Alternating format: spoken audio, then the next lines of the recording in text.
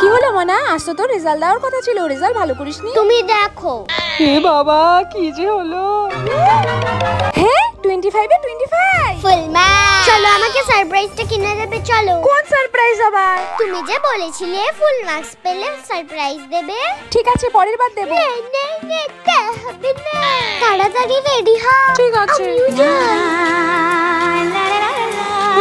স্কিনটা এত তেলতেলে মনে হচ্ছে, আইডিয়া। স্কিনে তেলতেলে ভাব দূর করার জন্য আমি ইউজ করি মার্স অয়েল ব্লটার জেল কম্প্যাক্ট। এটি ইনস্ট্যান্টলি স্কিনের তেল অ্যাবজর্ব করে নেয় আর দেয় স্মুথ ম্যাট ফিনিশ।